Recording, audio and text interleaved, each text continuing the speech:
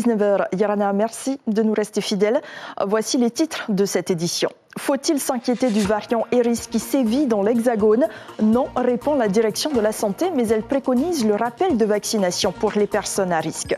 Décolonisation à l'ONU, oui, mais quel projet pour améliorer le quotidien des Polynésiens? La population s'interroge, les acteurs économiques aussi. Elle est la deuxième femme à présider la 4e institution du pays. Voltina Dauphin-Omat Arwa est élue présidente du CESEC. L'académicienne du Farevan Afura de la promotion de la langue polynésienne, une de ses grandes priorités. Elle est notre invitée ce soir. La prolifération des chiens errants, un immense défi à relever dans les communes de la Polynésie. Les solutions existent, mais la mise en œuvre est compliquée. Le dossier de la rédaction à retrouver dans un instant. Mais d'abord, c'est une sortie à la plage qui termine mal, très mal même, pour 5 personnes. À Eivave, 3 touristes et 2 résidents ont dû être évacués après avoir consommé du poisson contaminé par la ciguatera.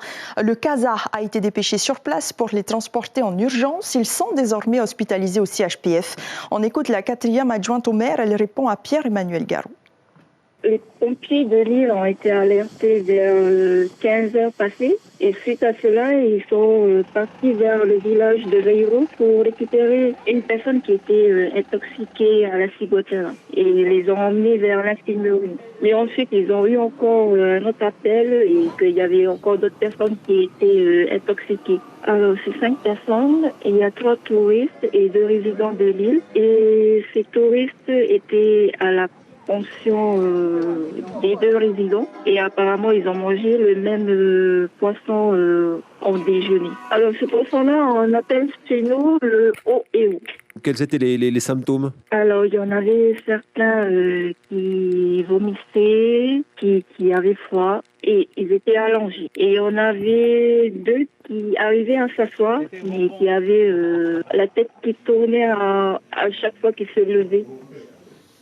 Il est demandé à la population de faire preuve de vigilance suite à ces intoxications.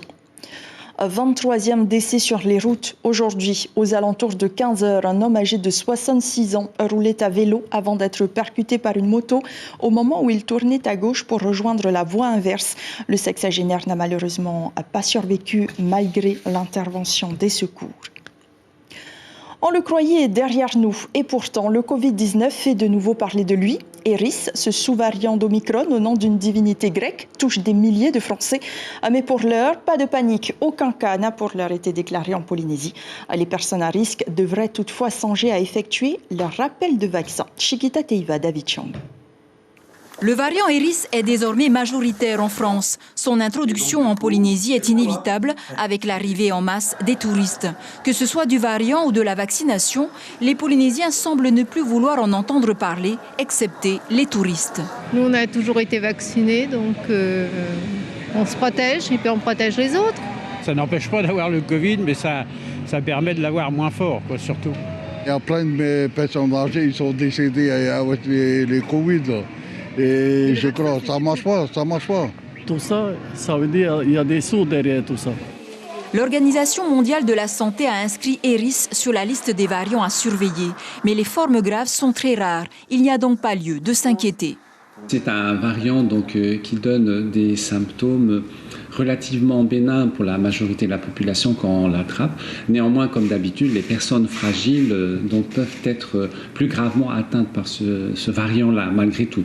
Il est très contagieux, comme les précédents aussi, mais comme il y a une immunité dans la population assez importante, ça ne donne pas ou peu de formes graves.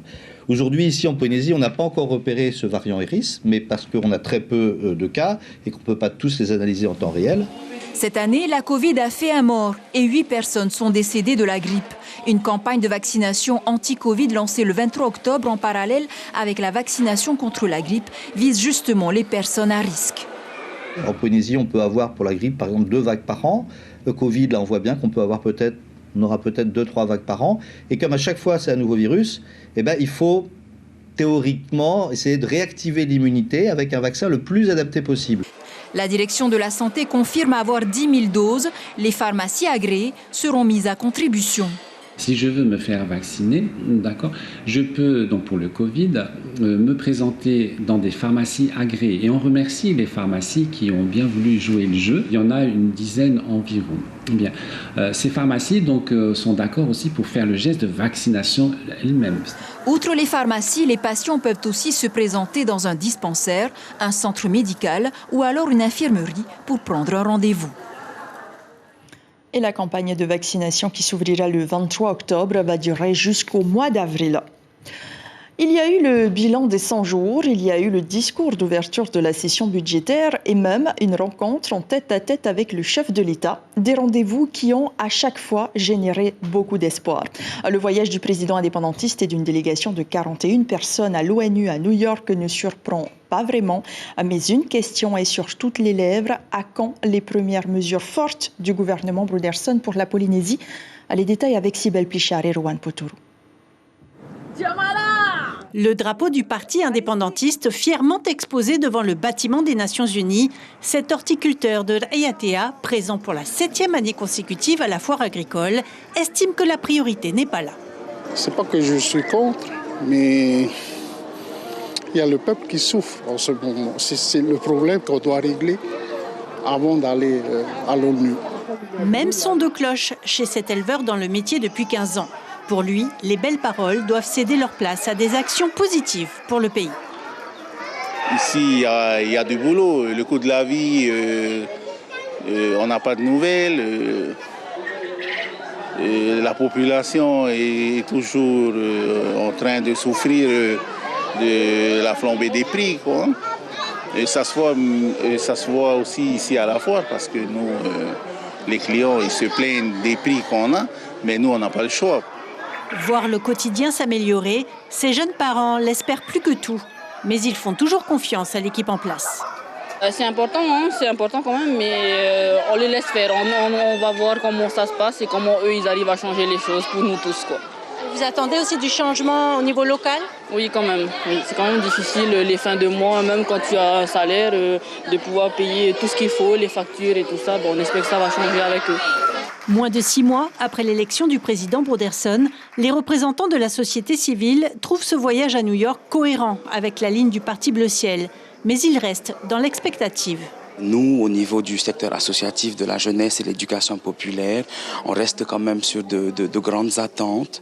L'actualité du Fénois et la montée en puissance, je pense, des réseaux de trafic de drogue et de la violence qui en émanent, doit interpeller notre sens des responsabilités. Je dirais qu'il ne faut pas non plus aller trop vite. C'est une nouvelle équipe qui est en train de se mettre en place. Il faut... On dit ça déjà depuis quelques mois. On dit ça déjà depuis quelques mois, mais c'est quand même un pays c'est un pays là, c'est pas un club de foot non plus. Donc ça met un peu plus de temps, j'imagine. Disons, attendons le débat d'orientation budgétaire. Un débat d'orientation budgétaire dont la date n'a pas encore été fixée, mais selon le président de l'Assemblée, il devrait se tenir le mois prochain. Et nous accueillons tout de suite notre invitée, Voltina Dauphin Oumat Arwayarana. Yoran. Merci d'être sur Polynésie la Première. Vous êtes donc la nouvelle présidente du CESEC et vous allez être amenée à travailler avec ce gouvernement en tant que présidente justement de cette institution. Est-ce que ce manque d'orientation vous inquiète aussi? Nous sommes là pour donner nos avis sur les lois. L'orientation, c'est le souci de politique. Nous ne faisons pas de politique. Nous sommes là pour donner nos avis, les avis des forces que nous représentons. On attendra. Est-ce que vous espérez qu'il y ait autant de lois qui vous soient proposées dans les prochains mois, avant le mois de décembre, avant le vote du budget de l'année prochaine? On espère. Déjà là, nous avons cette semaine, la semaine prochaine, depuis toutes les commissions sur l'économie, les deux commissions d'économie seront...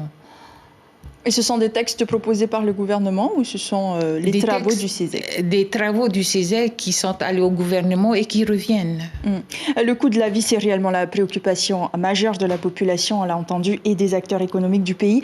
Votre prédécesseur compte proposer une autosaisine sur la pauvreté dans quelques mois. Est-ce que vous aussi, vous avez un projet similaire sur la cherté de la vie, par exemple? On aura tout le temps de voir avec toute l'équipe qui a constitué ce nouveau bureau. Certainement, nous aurons quelque chose à proposer au gouvernement, sinon ce sont les collèges qui nous présenteront le souci premier, quoi. Hein. Et vous allez être très regardant. Ah, très regardant, hein. Merci très beaucoup. à l'écoute. Hein. Merci beaucoup, Voltina Dauphin, pour ces premières réponses. Vous êtes donc la seconde femme à la tête de cette institution après Ramonde Raoul il y a 12 ans. Voltina Dauphin Oumat Arwa a recueilli 23 voix sur 38 votants. Stanley Lacotte et Karl Tif Atto n'ont pas réussi à convaincre les représentants de la 4e institution du pays. Le second a même retiré sa candidature. Les temps ont-ils changé? C'est en tout cas une avancée saluée par l'ancien président Eugène Sommers. Il répond à Sibel Plichard et Rouen Potorou. Je suis très content que c'est une femme qui me remplace pendant les 2 années. Donc je pense qu'elle est à la hauteur. Donc vu son discours qu'elle a prononcé en haïtien et en français. Vous êtes satisfait de votre bilan? Tout à fait. Satisfait pendant, normalement, c'est 2 ans. Donc pendant les 2 ans, on a travaillé dur. Je pense qu'on a eu une 50aine de projets de loi qui est passé par le CESC. Voltina Dauphin, en 46 ans d'existence, donc vous êtes la 2e femme à la tête de cette institution. On rentre dans une nouvelle ère réellement, ou est-ce un concours de circonstances ou un coup de chance? Je dirais c'est un concours de circonstances. J'ai jamais pensé prétendre à cette responsabilité, hein. Mais c'est avéré que je fais partie de la commission qui doit prendre la présidence du pays et voilà, il faut s'atteler. Si je suis là pour porter la langue, le réo, bien haut, il faut y aller, quoi. Il faut aller jusqu'au bout. Vous entamez votre mandat avec déjà 2 recours déposés devant le tribunal administratif pour contester la nouvelle composition du CESEC. Est-ce que ce sont des recours justifiés selon vous? Je n'ai pas le contenu de ces recours, mais je suppose que si les membres du CESEC ou d'autres personnes, je ne sais pas, hein, ont déposé ces recours, c'est qu'ils ont leur raison. Il s'agit de la CSTPFO, par exemple, pour qui eh bien, le nombre de sièges a été diminué. D'accord. Est-ce que pour vous, c'est normal? En tout cas, est-ce que la nouvelle composition du CESEC vous convient? Il me convient puisque la vice-présidence disait qu'ils se sont basés sur des chiffres pour répartir les postes. Donc, je pense qu'il y a. Et quelle sera donc votre priorité? Au-delà de la promotion de la langue polynésienne, évidemment. Tous les sujets viendront. Bien sûr, l'alimentation, parce que cette population se plaint toujours de ne pas bien manger, d'avoir un avenir incertain. Ça, c'est vrai. Et c'est pas simplement notre pays, c'est le monde entier, avec tout ce qui se passe dans le monde. Hein. Et tous les sujets sont importants. Je ne peux pas prioriser la langue. Pour terminer, le pays qui a déjà aussi adopté la baisse des indemnités des membres du CESEC de 10 à 20%, est-ce que vous allez l'engager réellement, cette réduction des dépenses? Il faut le faire si on veut aider le pays, les attentes de la population, il faut le faire. Il faut vous engagez? Je m'engage. Merci beaucoup, Voltina Dauphin Oumat Arwa, d'avoir été notre invitée ce soir. Voltina Dauphin Oumat Arwa, que vous retrouverez également en radio demain dans votre émission L'invité café. Et lui devra encore défendre les intérêts des 800 chefs d'entreprise du pays affiliés à la CPME. Christophe Pley est reconduit dans ses fonctions de président de la Confédération des petites et moyennes entreprises pour 3 ans. Compétitivité et développement seront ses leitmotivs. La CPME qui attend toujours de pouvoir travailler avec le pays. C'est une grève qui dure depuis 6 jours maintenant. Les salariés de la société Kawen sont à l'arrêt, vous le savez, depuis le 27 septembre. Conséquence, près de 600 containers sont bloqués en zone sous douane au port autonome. Mais cette grève n'est plus soutenue par la CSIP qui a décidé de privilégier le dialogue. Aucune négociation n'est prévue. On écoute Mahinouit Temar, il est interrogé par Gilles Daoutou. Ce qui bloque, c'est les personnes qui nous prennent du haut. Parce qu'ils croyaient qu'on est des enfants gâtés et on devait Rester comme ça, et si on nous gronde, ben, on ferme notre bouche. Non, c'est faux. Parce qu'ils ont oublié une chose, c'est que derrière, c'est le peuple maori. Et derrière le peuple maori, c'est la vie. C'est la journée mondiale des animaux et zoom ce soir sur les chiens en divagation. Le constat est implacable, leur prolifération est un réel problème de santé publique et un casse-tête pour les communes de Polynésie. Problème, aucune stratégie de stérilisation sur le long terme n'a été déployée. L'opération test initiée par l'ancien gouvernement ne sera pas reconduite. Alors, quelle solution pour gérer cette problématique? Réponse dans le dossier de la rédaction signé Maruki Duri et Jérôme Lee.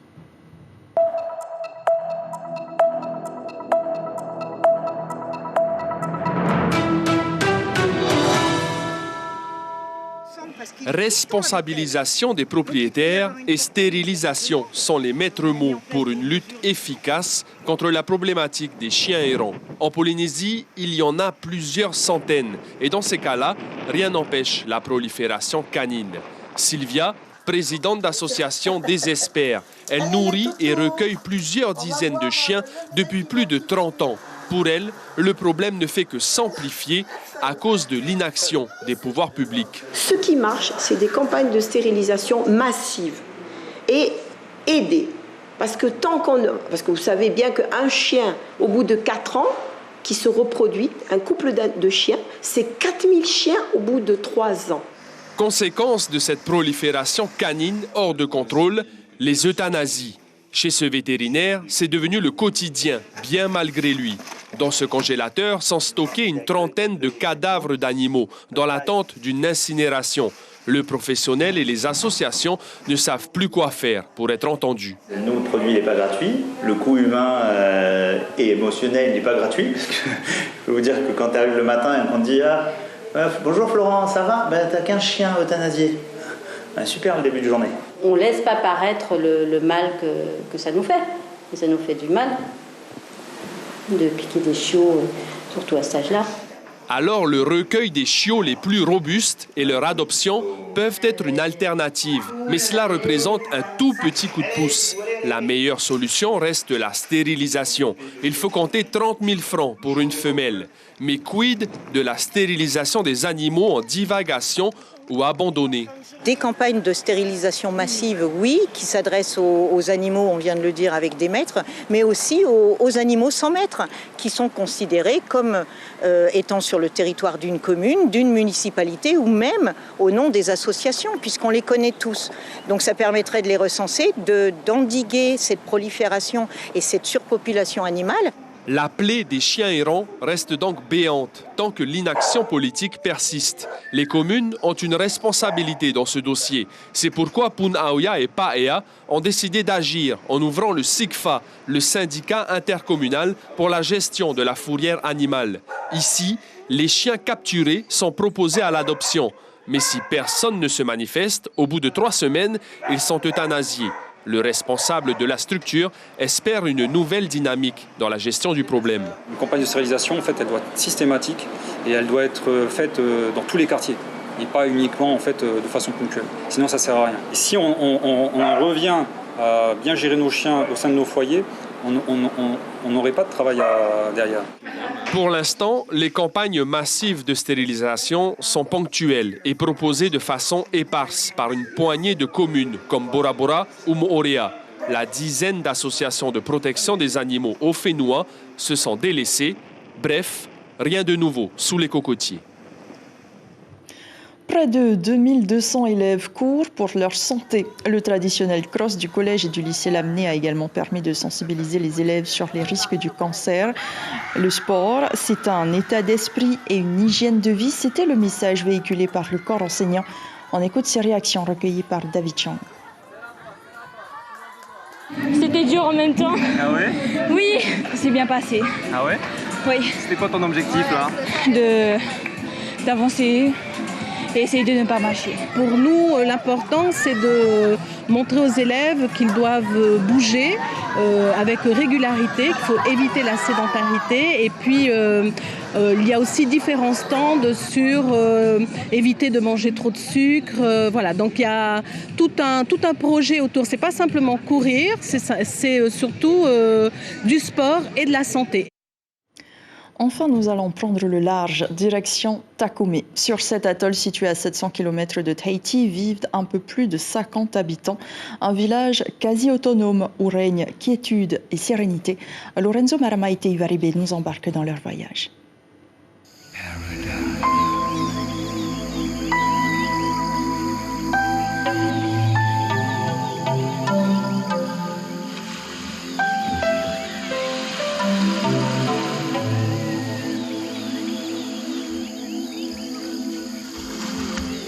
Le week-end à Takoume ressemble à ça.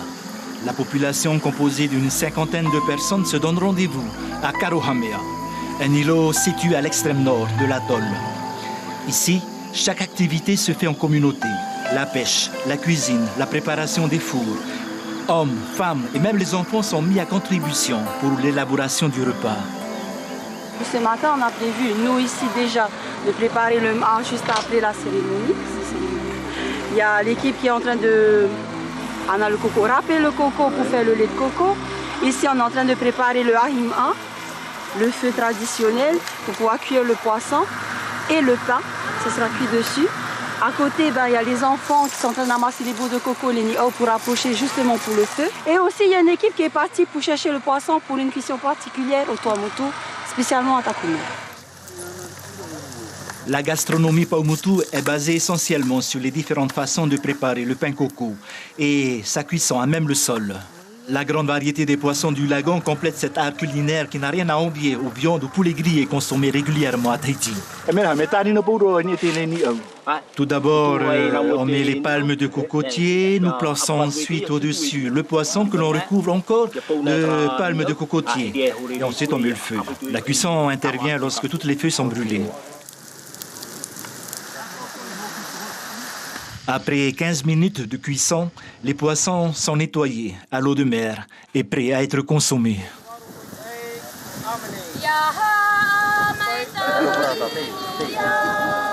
L'alcool n'est pas le bienvenu dans ces rassemblements communautaires.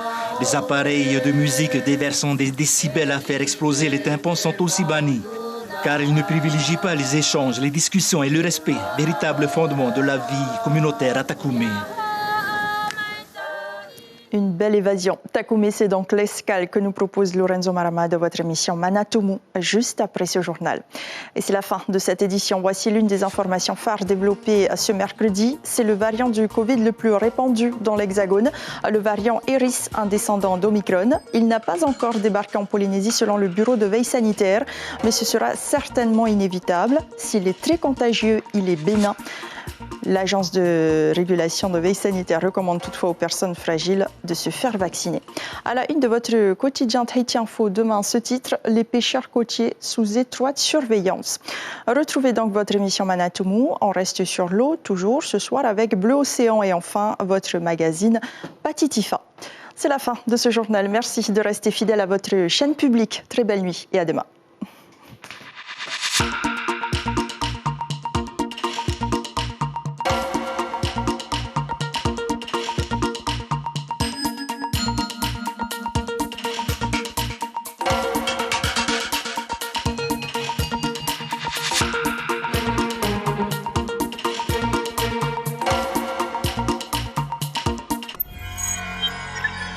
Retrouvez ce programme en replay sur notre site internet